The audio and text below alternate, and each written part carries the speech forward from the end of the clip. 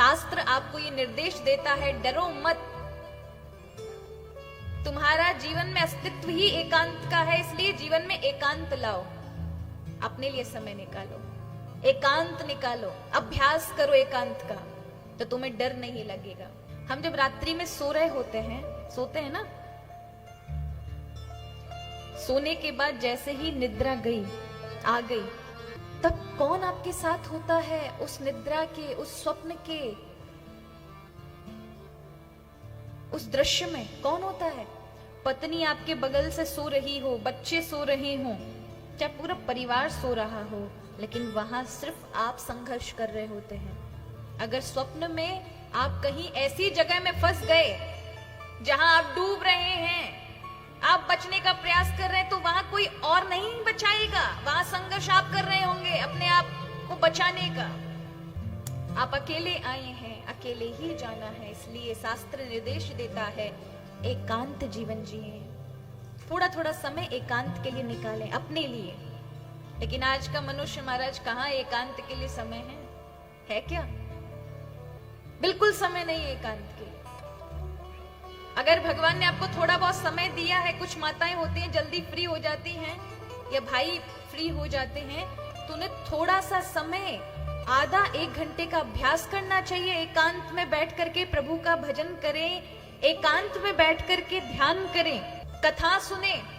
लेकिन कहा महाराज, जैसे ही खाली बैठेंगे तुरंत ये जो फोनासुर है ये हाथ में आ जाता है, फिर अपनी सहेलियों से, मित्रों से, जगह जगह फोन रिश्तेदारों को लगा रहे हैं। व्हाट अ वेस्ट, कितना समय की बर्बादी है। कई बार लोग कहते हुए मिले, अरे बहुत समय ही समय अपने पास, खाली बैठे हैं, कोई काम नहीं है। 43,99,999 शरीर के बाद आपको एक बार मनुष्य जीवन मिला, और उसमें भी महामूल्यवान इस मनुष्य शरीर से भगवान की प्राप्ति का सबसे बड़ा काम अभी बाकी है।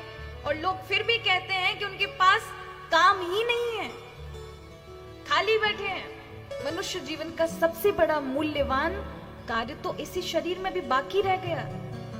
जिस कार्य के लिए हमारा जन्म है, बाकी सब रह जाएगा। जिस कार्य को पूर्ण करके लेके जाना है, वही बाकी है। सब काम करते लेकिन वही नहीं कर पाते। इसलिए कहा एकांत जीवन। कई लोग एकांत अपने आप को दे ही नहीं पाते।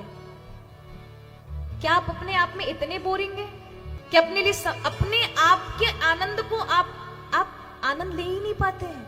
कई बार लोगों को अपना एकांत इतना खाता है कि वो रह ही नहीं पाते अकेले। कभी इस विषय पर ध्यान देना, सबके लिए समय देते हो, आधा आधा घंटा अपने लिए अकेले कमरे में बैठकर निकालो या अभ्यास करो। एकांत में बैठ करके अपने आप में जीने का प्रयत्न करो। अगर आप अपने आप से बोर हो जाते, इसका अर्थ है आपसे बड़ा बोरिंग इंसान कोई नहीं है, जो अपनी कंपनी भी इंजॉय नहीं कर सकता।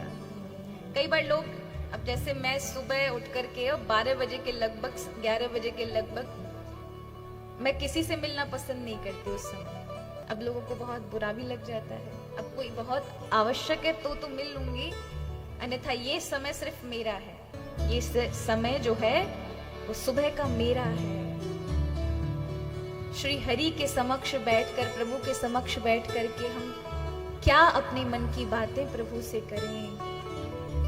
अपनी कंपनी को एंजॉय करना चाहिए। एकांत में बैठो, अपने लिए निकालना चाहिए सबको समय। मुझे अपनी कंपनी बड़ी अच्छी लगती है, मुझे कभी बोर फील नहीं होता।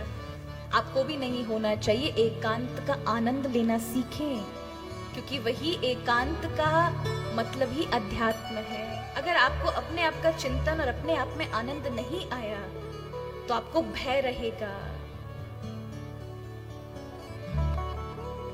एक दार्शनिक हुए थे, उन्होंने अपना एक, मुझे नाम याद नहीं आ रहा उनका, उन्होंने बड़ा सुंदर अपना एक विचार लिखा।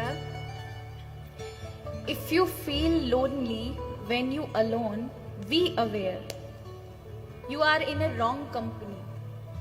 अगर आपको अकेलापन महसूस हो रहा है अपने आप में जब आप अकेले होते हैं और आपको अकेलापन, खालीपन लगता है, इसका मतलब आप गलत व्यक्ति के साथ, और गलत व्यक्ति कौन है? आप ही हैं। कि आप अपने आप को पहचान नहीं पा रहे, अपने आप के रस को, क्योंकि आपने बाहरी ढंग इतने भर रखे हैं, इतने रंग चढ़ा रखे हैं कि आप अपने रंग को भूल चुके हैं। इसलिए एकांत में थोड़ा समय निकालें, प्रभु के समक्ष बैठा करें, अभ्यास करें 15-15, 20-20 मिनट का। आप देखेंगे आपके जीवन में एक अलग आनंद होगा, एक अलग स्फूर्ति होगी, प्रभु के प्रति भाव भी बनेंगे।